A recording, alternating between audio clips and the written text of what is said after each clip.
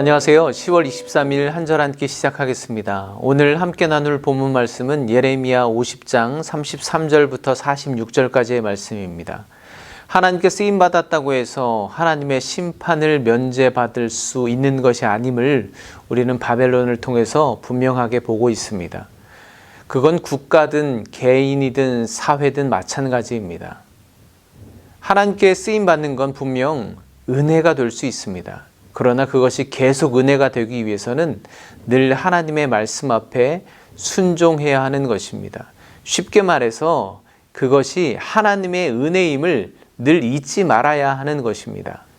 우리가 지금 살아가는 세상에도 한때 주님께 쓰임받아서 하나님의 정의를 세우고 또 희생과 섬김으로 하나님의 사랑을 드러내기도 했던 국가, 사회, 개인이 있습니다.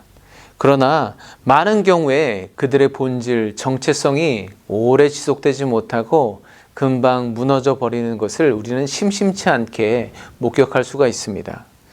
하나님의 은혜로 서게 되었지만 그 은혜를 망각하고 자기의 힘과 능력을 의지하는 교만한 자들을 하나님은 결코 그대로 내버려 두지 않으십니다.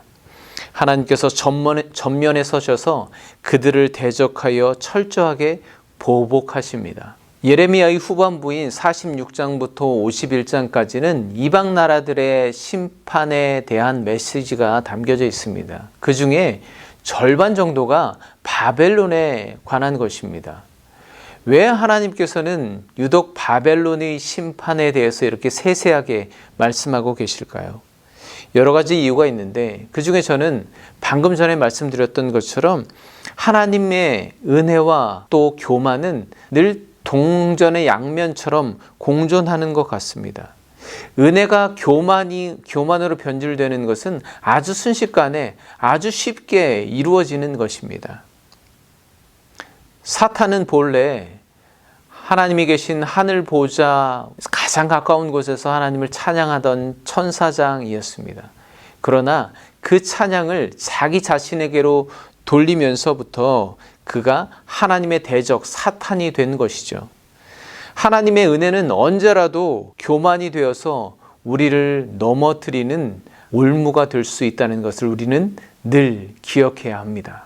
또 한 가지, 하나님께서 바벨론의 심판을 이렇게 세세하게 다루시는 이유는 바벨론의 심판은 곧 이스라엘 백성의 회복을 의미하기 때문입니다. 바벨론이 이스라엘에 해를 입힌 것처럼 하나님께서는 그대로, 아니 그 이상으로 그들에게 보복하시겠다고 말씀하시지 않습니까? 그 일을 통해서 하나님의 백성들은 하나님께서 우리가 어떻게 핍박당하고 고통을 겪었는지를 다 보고 계셨구나, 기억하고 계셨구나. 또 비록 나는 불순종한 정말 죄가 많고 못난 자식이지만 하나님은 여전히 우리를 사랑하시는 아버지시구나 라는 것을 깨닫고 하나님께 회개하며 돌아올 수 있을 것입니다.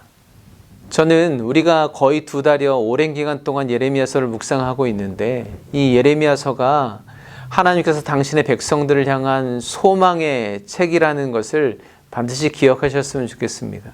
다만 하나님께서는 당신의 백성들에게 복 주시기 위해서 우리의 죄와 허물을 정결케 하시고 깨끗게 하시고 다시 우리로 하여금 하나님께로 돌아와 그 영원한 잊지 못할 언약 가운데 연합케 하실 것이라는 것을, 교제하게 하실 것이라는 것을 또 기억하셨으면 좋겠습니다.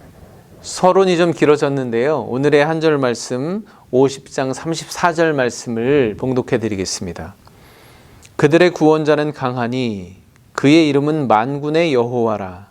반드시 그들 때문에 싸우시리니 그 땅에 평안함을 주고 바벨론 주민은 불안하게 하리라. 아멘.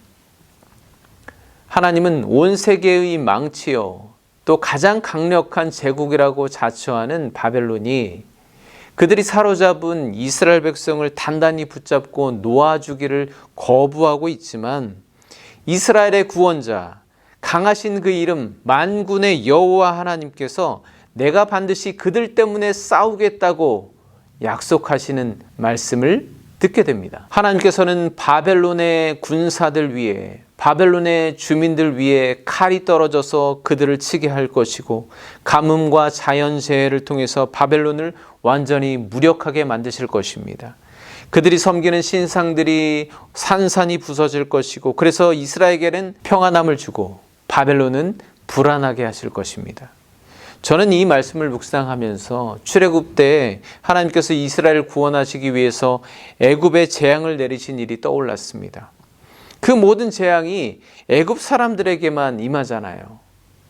죽음의 사자가 문설주에 양의 피를 바른 이스라엘 집은 넘어가고 애굽 사람의 집에만 재앙이 임했던 것처럼 하나님은 그들을 다시 동일한 방법으로 구원하실 것을 약속하고 계신 것입니다. 라이놀드 니버라는 유명한 신학자는 종교란 항상 절망의 끝에 서 있는 희망의 성이다 라고 말했습니다. 그렇습니다. 이렇게 첩첩이 절망만 있을 것 같은 이 예레미야를 믿음의 줄을 붙들고 끝까지 관통해서 가다 보면 결국 우리는 희망의 성문 앞에 서게 될 것입니다.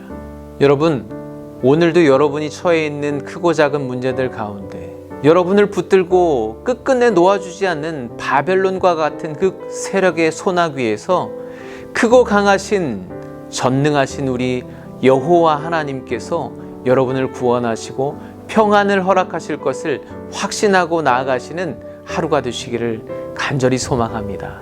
기도하겠습니다.